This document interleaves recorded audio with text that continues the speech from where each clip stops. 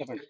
ఈరోజు ఉదయం 6 గంటలకి మా పంచాయతీ పరిధిలో ఒక లారీ వచ్చింది. దాన్ని మా గ్రామస్తులు అసలు ఎందుకొచ్చింది ఇంత పెద్ద లారీ అని వాళ్ళు అనుమానంతో ఆపడం జరిగింది. తీరా చూస్తే దాంట్లో నల్లటి దుంగలున్నాయి. అయ్యి జిట్రేగా లేపోతే ఇంక వేరే జాతా తెలియక వాళ్ళు ఆపడం జరిగింది. దాంట్లో చూస్తే అది తునికి దిమ్మలు.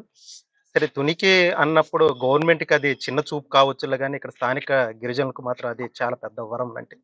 ఎందుకంటే అది ఓన్లీ కలపే కాకుండా దాంట్లో వచ్చే పళ్ళని అమ్ముకొని కానీ, వాళ్ళు తినడానికి గాని ఉపయోగించేది తునికండి ఈరోజు. ఇది మరి ఎప్పటినుంచో గతం నుంచి గూడా ఇలాంటి 2, 3 సందర్భాలు గూడా చూసాం. అంటే వేరే వేరే జాతి ఎళ్ళిపోయేటప్పుడు గూడా స్థానికంగా ఉన్న డిపార్ట్‌మెంటోళ్ళు గూడా ఇంటిమేషన్ ఇచ్చాము.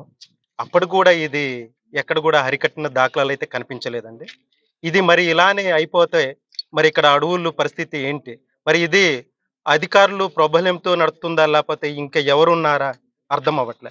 మరి ఇది ఇంత పెద్ద మొత్తదుల్లో ఇక్కడ ఒక లారీ లోడు తయారైన గాని ఫారెస్ట్ అధికారులు గూడా మరి ఇప్పటి వరకు దాన్ని గుర్తించలేదనంటే మరి ఎవరైనా డిపార్ట్‌మెంట్ అధికారు వాళ్ళు ఏమన్నా ప్రాబల్యం ఉందా?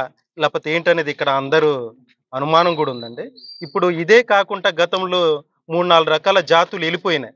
మరి ఇది పనికిరానిదే గదా! అని మేమనుకుంటున్నాం. కానీ ఇలాంటి మేము అదే కలప గదా! అని వదిలేస్తున్నాం. కానీ మాకు తెలియకుండా ఏమన్నా టేకు, జిట్రేగ అలాంటి కలప గూడా ఈ ప్రాంతంలో ఏదైతే జనాలకు ఉపయోగపడుద్దో, అది ప్రభుత్వానికి ఏదైతే రేట్ ఎక్కువుందో అలాంటి కలప గూడా ఇది వేరే రాష్ట్రాలకి తరలిపోతుందండి. ఇక్కడ ఇప్పుడు అది అడిగితే కొంతమందేమో ఛత్తీస్‌గఢ్ తీసుకొనెళ్తున్నాం అంటుండ్రు. కొంతమందేమో లేదు ఇది తెలంగాణ ప్రాంతం తీసుకెళ్తున్నాం అంటుండ్రు. మరి ఇది అసలు ఎందుకు తీసుకెళ్తుండ్రు? ఎలా తీసుకెళ్తుండ్రు? ఇక్కడ అడవేమో విచ్చలవిడిగా నరికేస్తుండ్రు. ఇక్కడ మేము ట్రైబుల్లము ఏదో ఆర్ఓఎఫ్ఆర్ పట్టాల్లో పనులు చేస్తుంటేనేమో మాకేమో అడ్డుకట్టలు పెడుతుండ్రు. మరి ఇంత అడవిని నరుకుతున్నప్పుడు మరి ఈ అధికారులు గూడా మరి దీన్ని ఎందుకు అడ్డుకోలేకపోతుండ్రు? మరి ఇది వాళ్ళ సమక్షంలో నడుస్తుందా అనేది మాకు ఉన్న అనుమానం గూడా ఉందండి.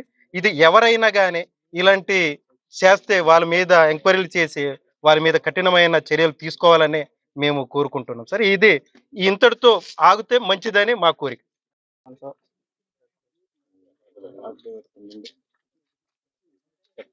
నా పేరు శ్రీను సోడే. మాది సూరకుంట గ్రామం.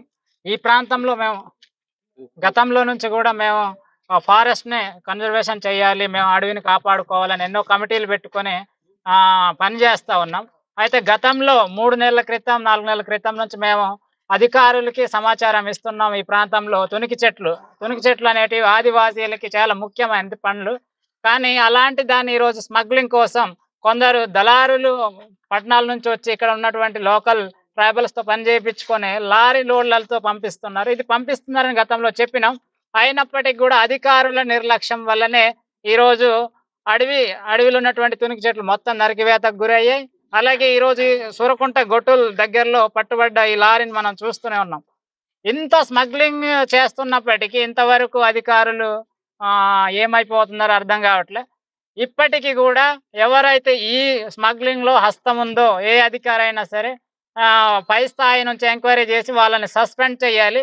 అటవీ పైన ఏ ఎవరైతే తమ బీట్లలో సక్రమంగా పనిచేయని వారు ఉంటారో వాళ్ళ పైన కూడా యాక్షన్ తీసుకోవాలి. అడవి అనేది చాలా ముఖ్యం, అందరికీ తెలుసు. ఈరోజు మరి ఇంత నిర్లక్ష్యం అంటే ఆదివాసీలు అనే వాళ్ళు అడగరు కాబట్టి డ్యూటీలు చేయరా అనేది మా క్వశ్చన్. ఇప్పటికైనా డ్యూటీ చేయకపోతే మేము యాక్షన్ తీసుకుంటాం.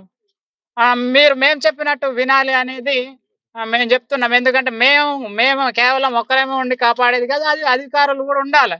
ఈరోజు అధికారులు పట్టించుకోకపోతే మరి అడవి ఏమవుతున్నట్టు మేము అడుగుతున్నాం. ఇప్పుడు ఈ యొక్క స్మగ్లింగ్ చేస్తున్న వారిపై కఠిన చర్యలు తీసుకోవాలి. తీసుకునేదాకా మేము సహించం. వాళ్ళపై ఎంక్వైరీ చేస్తారని అనుకుంటున్నాం.